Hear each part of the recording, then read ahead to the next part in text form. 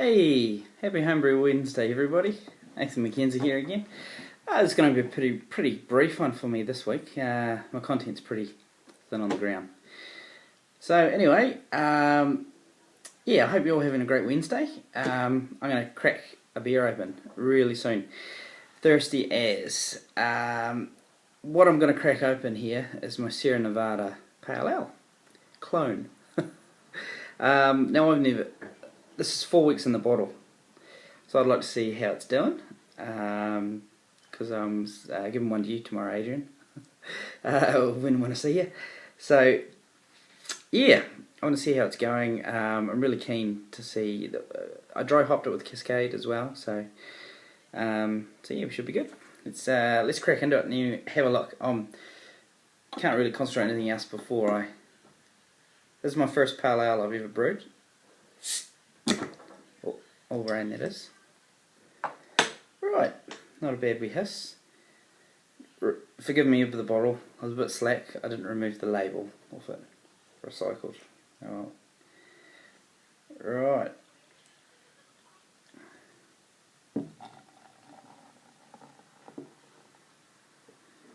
Oh, not so hard on the pour there.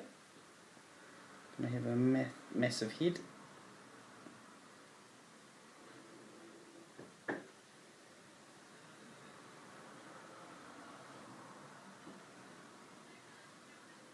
And that'll about do it. We'll see the yeast starting to come in, so good. Okay. It's a great head on that. It's a nice colour too. There's chill haze in there. I've had it in the freezer to chill it because I've only just decided to have one. It's not too bad, but murky. I've had clearer beers, but going for the sniff. Yeah, good hop aroma. I thought there'd be more hop aroma because of the dry hopping, but that's not bad. It's not bad. I was pretty close on my numbers with this one. I had a final gravity of 1055. It's meant to hit a 1057. Nah, who cares? 2 points. And it's come out of 5.6%. So, right, I'm thirsty. Let's have a drink.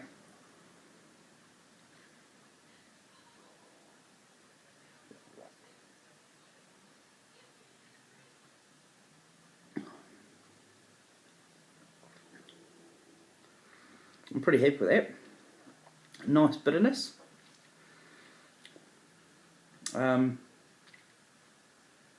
Yeah, good bitterness. I thought I'd be getting more upfront sort of citrusy flavours. Hops, not quite. It's good, yeah. I'll brew that again. That's good. That's not a bad tasting little beer there. Happy with that. Good. Let me have another drink. Right, let's crack on so I don't take on too much of your time. So that's the Sierra Nevada Pale Ale dealt with clone. Yeah, pretty good. Anyway, right, want to talk a wee bit about the Galaxy IPA that I've brewed, which is still brewing. It is just about it's about 10 days, 11 days in the fermenter. It's activity stop. I've dry hopped on Monday. Now I know I broke the rules and I used dry yeast and made a yeast starter with it, and I probably should have bought 2 sachets of yeast. But it's had a great fermentation, fantastic. And if anything, it's gone a little bit lower than I wanted it to. It's ended up at 1005, so it's going to be quite a dry IPA, which has worked out the final gravity to be around about a 6.3. I haven't had a beer go that low, and I can't remember. I did play around with the mash as well. Now, the way I'm mashing, I brew in the bag with my pot. I lose temperature quite quickly, so I have to turn the burner on every now and again just to keep that temperature up. So I normally err on the high side of 66, and this time I went on the low side of 66. So I was probably around the 64, 65 mark for the majority of the mash. So saying that, in my limited experience, I've probably got more fermentable sugars in there and not so much residual sugars for mouthfeel and body in the beer. So it's probably going to be quite thin and dry, but we'll have to see. It is tasting, I've never used Galaxy hops before, it is tasting great out of the fermenter. It is tasting really, really good, and those quite strong hops, which is great, that's what I was hoping for. One thing, which I've just remembered, I never used any Irish moss. I forgot the Irish moss. I thought everything went swimmingly well, but I forgot the Irish moss completely. Because I was wondering when I took a wee sample, and I was going, shit, this is cloudy, shit. Forgot the Irish moss. So I'll use a clearing agent, 48 hours before I bottle it. I'll be bottling it this weekend. So I'll just transfer it into a secondary or a bottling bucket. Excuse me, put the clearing agent in it, and then we'll bottle from there after a couple of days. Not the end of the world. Yeah, moving right along to what I'm going to brew next. Just to keep you informed. Now this brew, well, I hope to do it in the next couple of weeks. Now in the next couple of weeks, I'm busy boy. I'm building a deck at the back of my house, so we can sit at the back of my house. We get the sun right up to, in the south here in the summer, we get the sun when it comes out, right up to about 9:30, quarter to 10 at night. So that's why I'm building a deck out there, so me and the wifey can sit out there with a wine and a home brew, and enjoy the sun going down. So that's I'm going to be brewing. It has to go on the back foot, unfortunately, but it hasn't stopped me researching a brew. For once I've built the deck, I'll reward myself with brewing a black IPA. That's what I'm keen to do next.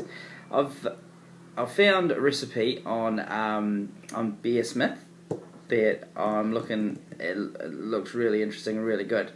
It's a clone of the Stone 15th Anniversary Black IPA. Now I believe this might be a Imperial IPA. So it's a big, I could have just picked a normal classic one, but I thought, well, I've been reading I bought that book, the IPA book, and I've read it. Fantastic, and it's just got me really interested in Stone Brewery, so I thought, bugger it, let's have a go. Right off the bat, the hops, I'm going to have to take out a mortgage for the hops. We've got 365 grams of hops in this bad boy, and we've got Columbus, Citra, Pacific Jade, Nelson Sauvin, Citra. Yeah, I don't even know if we can get Columbus in New Zealand. I haven't looked yet. I'm sure we can get something or something similar to it. It's just used for bittering. I might even just transfer it to Pacific Jade if I can't get it. That shouldn't be too much of a drama. Although in this recipe, there's a few things I haven't used before, and I'll be really interested in use that. Like, for instance, candy sugar, dark candy sugar. I'm not even too sure where I can get that. I'm sure I'll track it down off someone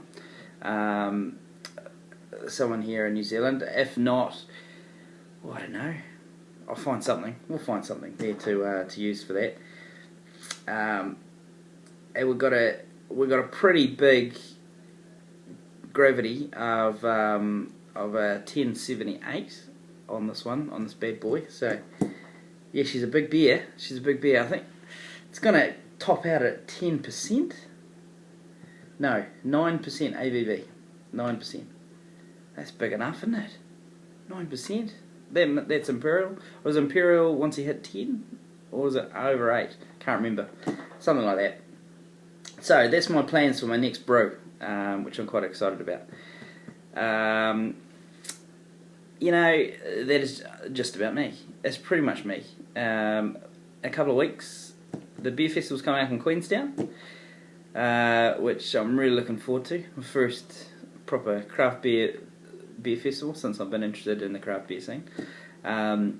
So yeah, what a great location for Queenstown over Waitangi weekend. For people outside of New Zealand, that is it's a holiday weekend for us when we signed the treaty and became one nation.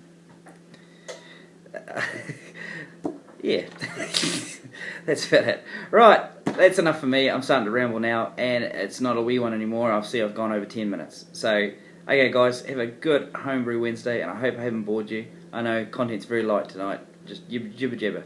Anyway, take care. See you next week. Okay.